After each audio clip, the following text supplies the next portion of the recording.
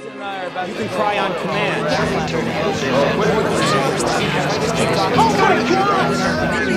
But they are usually very fast, and that is why I decided to create this.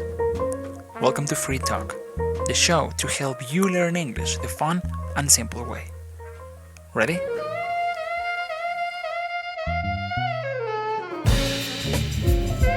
Hello and welcome back to Free Talk Podcast. My name is Alan and I am the host of this show. On the episode of today, we are going to talk about video games.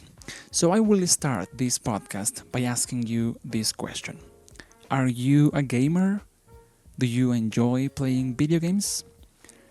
If you answered yes, chances are that you are a boy. If your answer was yes, the probabilities that you are a boy are higher.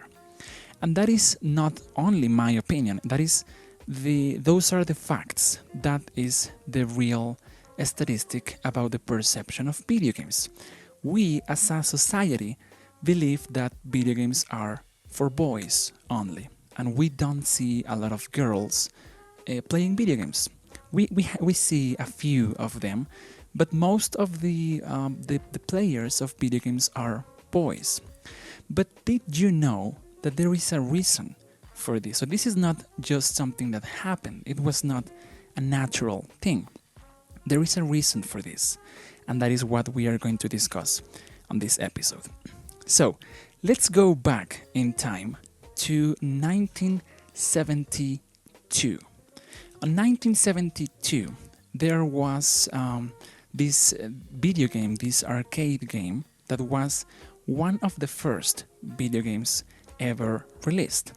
And the name of this video game was Pong. Pong. P-O-N-G. Pong. If you are very young, maybe you don't have any idea of what I'm talking about. But Pong was this video game where you have these two pallets or two tables on each side of the screen, and then you have this little dot, and you had to push the dot, this little point in the middle, from one side to the other, and you had to keep the dot going to gain points. So, for example, this first video game that I'm talking about was completely unisex. So there were no things that you could identify with one gender. So it was not for boys, it was not for girls, it was for everyone. And actually, this video game that was produced by Atari, one of the earliest companies in the video game industry, was marketed to the entire family. So this video game was offered as a product for the entire family. So we didn't have a division of boys versus girls in that video game.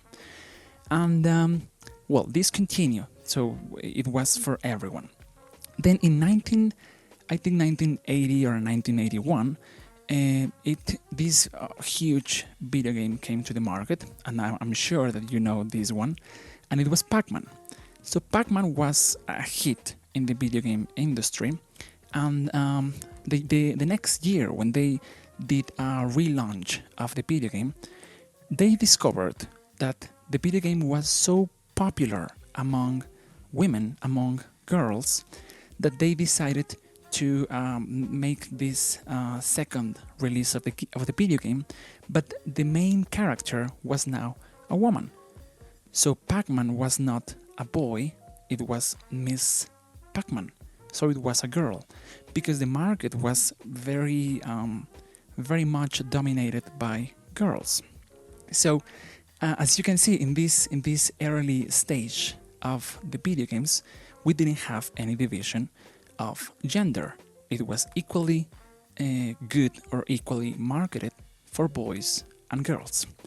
But this changed a few years later.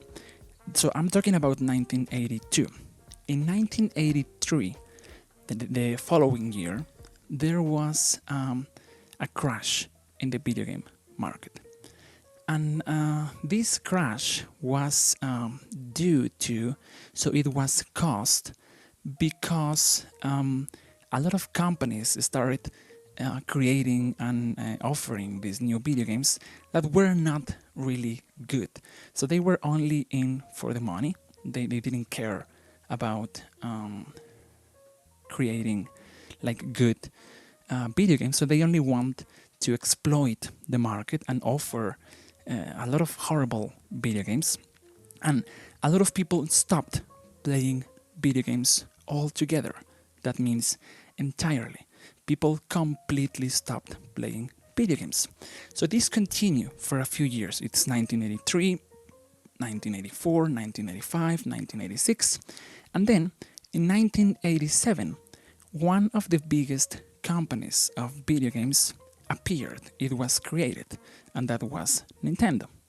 So when the people at Nintendo were trying to decide what was the best marketing plan to offer their new video games, they made a decision, and this decision was that they were going to change the location of the of where they were going to sell their video games in the stores. Before Nintendo appears in the picture, the video games were usually, the video game consoles were usually sold, were offered in the electronics area of the stores. But Nintendo said, no, we are going to market this video game as a toy. So it's not going to be an electronic, it's going to be a toy. And the thing is that when they made this decision and they said, okay, we are going to place our product in the toys area, by that time, by 1987, the market was completely divided in the toys section. So you had toys for boys and you had toys for girls. There was no middle point. There were no compromises. It was one side or the other. So the people at Nintendo had to make this decision. Who are we going to offer our product? Who are we going to market our product? And they decide boys. So then in that moment, the complete history of future video games was established. They said video games are for boys. So they started making video games that were more boys oriented, So they started making video games about sports, cars, fights, weapons, things that usually appeal, things that are attractive to boys. And they slowly started neglecting the girls. So they said, we are making a product for boys, not for girls. And they continued doing so for decades, and they were making new video games for boys, and they were advertising these video games for boys.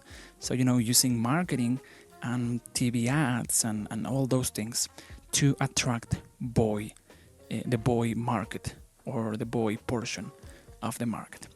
And that was in 1987. So it has been more than, 1987, 29 years, 28 years, something like that. And that is the reason why today when we think about video games, we almost naturally associate it with boys. But that is not the reality of video games. That is just what the marketing people at these companies have been doing. So that is what we believe because of the marketing they are using. And I think that is also one of the reasons why right now or today, if you listen to a girl saying that she likes video games, we often think that that is not true. And we say, no, I think that these girls are only saying that they like video games because they want to fit in. They want to be a part of a community, or they want to stand out. They want to be different. from the rest of the girls. But that is not true. The reality is that girls like video games. It's only that we as a society have been pushing them away, and we have been repeating to girls, no, video games are for boys. If you want to play video games, you should play, princesses video games, or things that are not the actual video games, because video games, like we know them, are for boys. But that is not entirely true. So next time someone asks you why video games are usually played by boys or by men only, now you have an answer. The answer is because the marketing has made us believe, the marketing has convinced us that video games are for boys, but that is not true.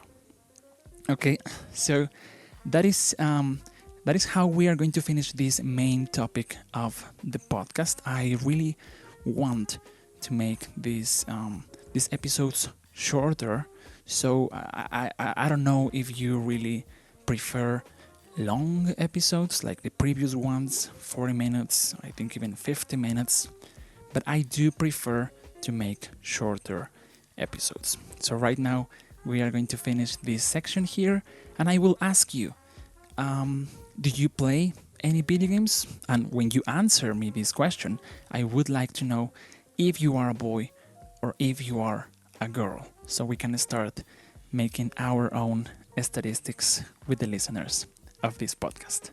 And now, to finish this episode, let's go to a quick short word on pronunciation.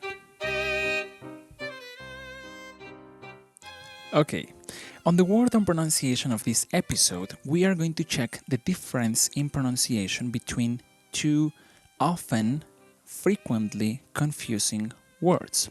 And these two words are the word this and the word this. You see, they sound very similar, but there is a little difference in the pronunciation. So let's check the first word. The word is this.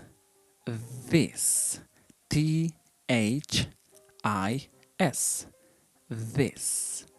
We use this word it's a demonstrative, so we use it to refer to things, to point things, and this is singular. For example, you say this house, or this podcast, or this episode. So you talk about one thing. And the second word is the word this. This. And the spelling is T-H-E-S-E. T-H-E-S-E. This is also a demonstrative, so we also use it to point things or to refer to things. The difference is that this one is plural. So we say, for example, these houses, these podcasts, these episodes. So the pronunciation in both words is very similar. There is just a little difference. When we use the singular word, the sound of the vowel, it's like an I, like for example in silver. So the pronunciation is short and it's like an I. So you say this, and the muscles in your mouth are very relaxed. This. And when we use the plural one, the vowel sounds like a long E, like for example in the word green. So we say this. The sound is longer. Okay, so check it out. Check the difference. This.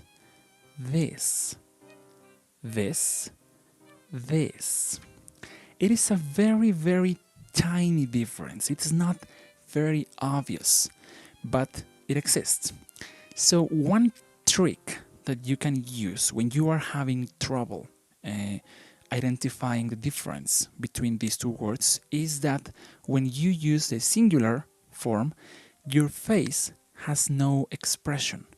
The muscles in your face are not moving. You only say this, this. But when you use the plural form, the muscles in your mouth is like if you were smiling. So when you want to say the plural, make a smile, and then you say this. You can practice this in front of the mirror and try to make the smile.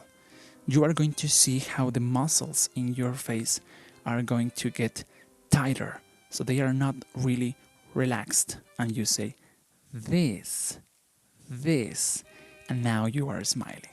Okay? So this is the difference in the pronunciation between these two words.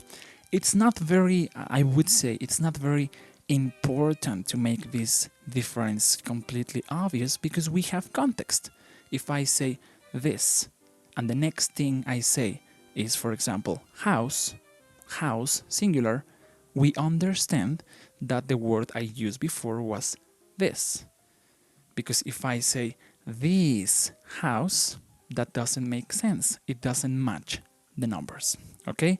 So practice this technique, this smile exercise in front of the mirror, and I would love to know what do you think about it. If you don't see the difference, or if you now identify the difference, I would love to know if this exercise works for you.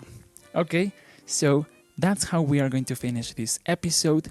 It is less than 20 minutes. I think that is great. And well, we are making more content other than the podcast. We have the podcast, but we have a lot of great videos to learn expressions, to learn things like this, difference between sometimes confusing words, and we are going to make more videos.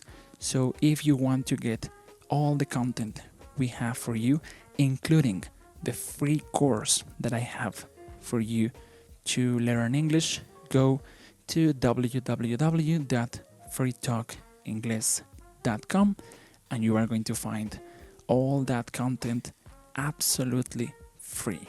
You don't have to pay $1. It's absolutely free. Okay? So I will see you next week for a new episode of Free Talk Podcast. Keep it simple.